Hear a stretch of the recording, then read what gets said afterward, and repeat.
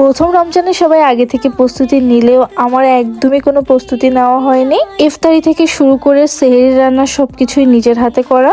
আমার নিজের একান্ত একটা সংসার আছে যেখানে শ্বশুর শাশুড়ির কোনো জ্বালা নেই। আমি তো অনেক শান্তিতে আছি, আর সকল অশান্তি সব আপনাদের। যেহেতু আজকে প্রথম রমজান, আর প্রথম রমজানের আজকে প্রথম ইফতারি, ওইভাবে করে কোনো প্রস্তুতি নেওয়া হয়নি। আজ সকাল থেকে সবকিছুর প্রস্তুতি নিচ্ছি। ভাবছি রান্নার কাজটাই আগে শেষ করব, তাই নামাজ কালাম পড়ে একবারে রান্নাঘরে চলে আসলাম। সেহরি রান্না এবং রাতের রান্না দুইটাই একসাথে করব, যেহেতু আমার ছোট্ট একটা বাচ্চা আছে। আমি এখানে মিষ্টি কুমড়োটা কেটে একদম ভালো করে ধুয়ে নিচ্ছি। আধা কেজির মতো ছোলা বুট ভিজিয়ে রেখেছিলাম, যেটা কিনা একদম ফুলে বড় হয়ে গিয়েছে। এখন প্রেসার কুকারে এটা সিদ্ধ করে নিব।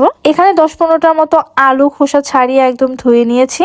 এখন এটাকেও প্রেসার কুকারে দিয়ে দিচ্ছি একসাথে সিদ্ধ হওয়ার জন্য। প্রতিবার রোজায় খেজুর বাজার থেকেই কেনা হয়, এবার প্রথমবার অনলাইন থেকে অর্ডার করি। তাও অবশ্য একটা কারণও আছে। এই খেজুরের কম্বো অর্ডার করলে পেয়ে যাবেন স্কার্ট যা ঘষে TV, fridge, bike, iPhone, pad, এমনকি ক্যাশ প্রাইজও পেয়ে যেতে পারেন। আর এই স্কার্টটা 2বার স্কার্চ করার সুযোগ রয়েছে। তাছাড়া আরো পাচ্ছেন কুপন কার্ড, যার মাধ্যমে 50টি বাইক, 50টি আইফোন, 50,000 প্লাস আকর্ষণীয় গিফট হ্যাম্পার। যেহেতু রমজান উপলক্ষে বাসায় খেজুর লাগছেই, তাই আমি অনলাইন থেকে অর্ডার করেছি এরকম একটা অফার পেয়ে। এখানে মোট 1 কেজি খেজুর আছে, প্রতিটা 250 গ্রাম করে। রয়েছে মাদানি, সুক্কারি, তাইফা ও আজোয়া খেজুর। তাদের প্যাকেজিংটা একদমই প্রিমিয়াম টাইপের এবং গিফট আইটেমের জন্য সেরা। মাশাআল্লাহ, খেজুরগুলো অনেক বেশি ফ্রেশ, যেটা কিনা দোকানে কিনে পাওয়া যায় না। আর পুরো কম্বোটা আমি নিয়েছি হোলি গিফট ফেসবুক পেজ থেকে। তাছাড়া প্রতিটা খেজুর আলাদা করে অর্ডার করতে পারছেন, আর 3 কেজি খেজুর অর্ডার করলেই পেয়ে যাচ্ছেন একটি জুস কন্টেইনার। এই 27শে রমজান অনুষ্ঠিত হতে যাচ্ছে তাদের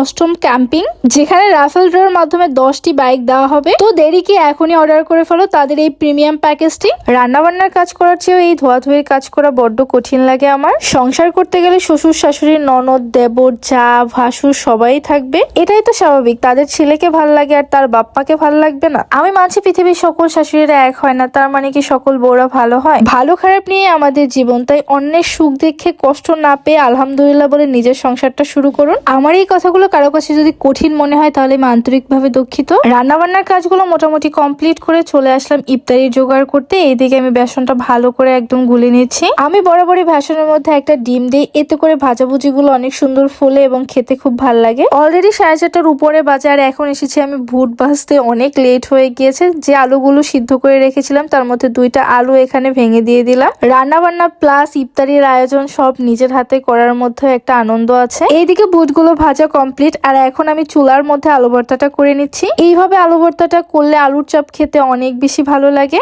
2টা ডিম সিদ্ধ করে নিয়েছি, কিছু ডিমের চপও বানাবো। এদিকে তোমাদের ভাইয়া ফল নিয়ে এসেছে, যেগুলো আমি বের করে রাখলাম। আর এখন এই যে ইম্পর্টেন্ট কাজ করতেছি, শরবত গুলছি।